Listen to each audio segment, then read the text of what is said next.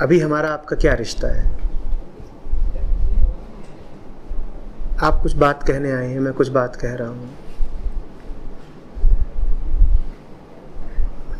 और पिता बैठे और बेटा बैठे, तो इसमें इससे बहुत भिन्न क्या कुछ घटेगा? आपने कहा बेटे के मन में उम्मीदें हैं, मटीरियल एक्सपेक्टेशंस, वो कहीं से लेकर के आया है ना। अब पिता का क्या धर्म है? बच्चे के मन पर प्रभाव पड़ा है ना, वो कहीं से ये सीख करके आया है कि जीवन ऐसा होना चाहिए, उसमें ऐसे ऐसी सामग्री होनी चाहिए, भोग का सामान यहाँ से इकट्ठा करो, और पिता का काम है तुमको ये सब आपूरित करना। तो ये सब वो कहीं से सीख के आया है। अब पिता का क्या धर्म है? हम यहाँ क्या कर रहे हैं? क्या धर्म है पिता का?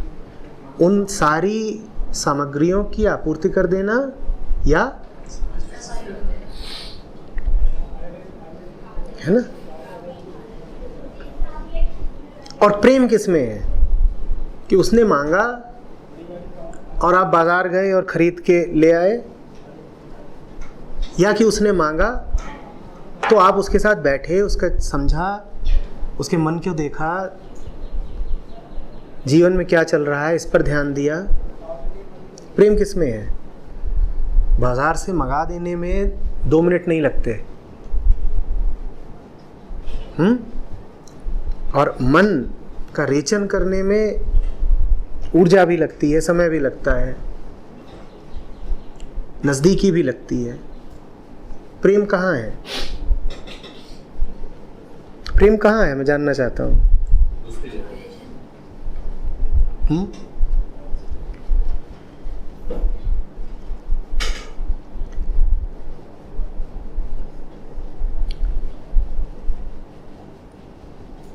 और ऐसा नहीं कि आपका काम एक बार बातचीत के उपरांत पूरा हो जाना है। वो इसी दुनिया में जी रहा है, वो बाहर जाएगा, फिर से दाग धब्बे लेके आएगा, आपको फिर छुड़ाने पड़ेंगे, और फिर धीरे धीरे उसमें एक परिपक्वता आएगी, जिसके बाद अंततः आवश्यकता बहुत कम रह जाएगी कि वो किसी और पर आश्रित रहे। अब आपकी उसकी मित्रता एक नया रंग लेगी। और ये सब कुछ बहुत खूबसूरत है। अब आप बच्चे के साथ साथ खुद भी बड़े हुए हैं। आप समझ रहे हैं बात को? जैसे जैसे वो परिपक्व होता गया है, वैसे वैसे आपके भीतर भी कुछ खिलता गया है। अब इसमें ज्यादा सुंदरता है, या इसमें ज्यादा सुंदरता है कि मैं उसके लिए एक नया वीडियो गेम ले आया, या कि उसको मैंने बाइक खरीद करके दे दी, या कुछ और। मैं इनकार नहीं कर रहा हूं कि आप उसे कुछ भी खरीद के ना दें।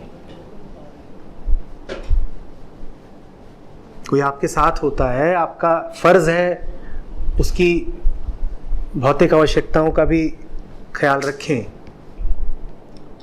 पर आवश्यकता क्या मूलतः भौतिक होती है?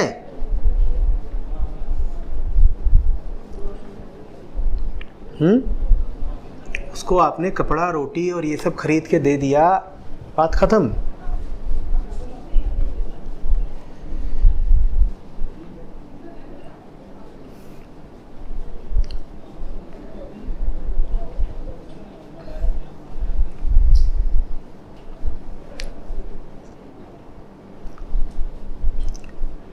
मैं कह रहा हूं आप लोग अव्यवस्था से डरे मत। मन जरा पक्का करें और उपद्रव में कूदने की क्षमता रखें। आप अगर लड़ाई से यही सोच सोच के कन्नी काटते रहेंगे कि ये तो अशांति है, तो फिर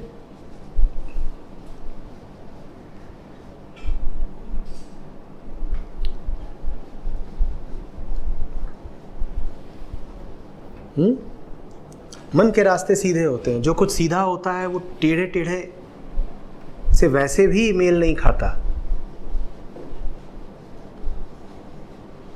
नहीं खाता ना।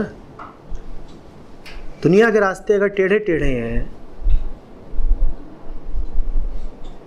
तो मन का सीधापन उससे मेल नहीं खाएगा। ये सरल है, वो वक्र है, अपने आप आपको कहीं ना कहीं कन्फ्लिक्ट में आना ही पड़ेगा। समझ रहे हैं? टकराव होकर के रहेगा। और अगर आप टकराव से डरते हैं तो आप अपने लिए घोर अशांति का आयोजन कर रहे हैं।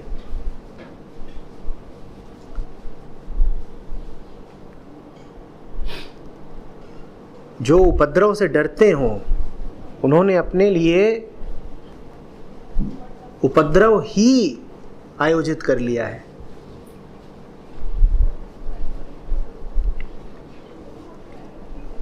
उपद्रव की तो मांग करिए।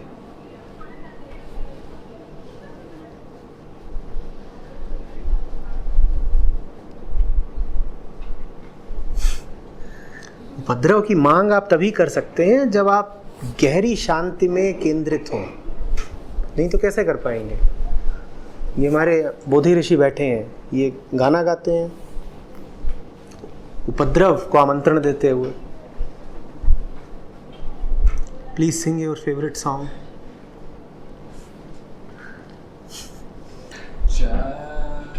दर्द इश्क जाग जाग, दर्द इश्क जाग, दिल को बेकरार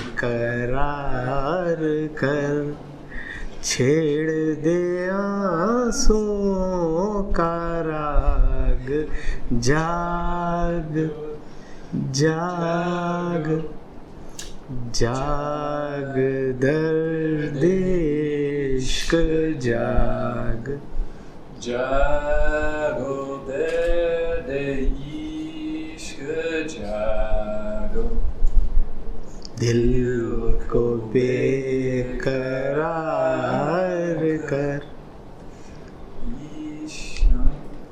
What's the rest? I love this song. I know this song.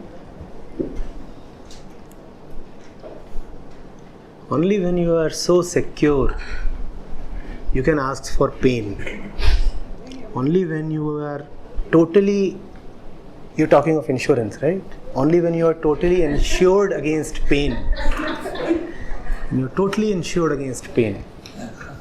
No pain can be too much on me. Now you can ask for pain. Now you can ask for pain. You are not afraid that if pain comes, then you will budge or relent.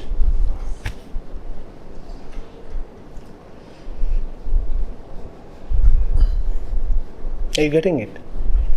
If you are insistent on maintaining external peace, it only means you have no peace because you are insecure about peace. The one who has peace dives headlong into disturbances. He knows no disturbance can be too heavy on him. So let me invite disturbances.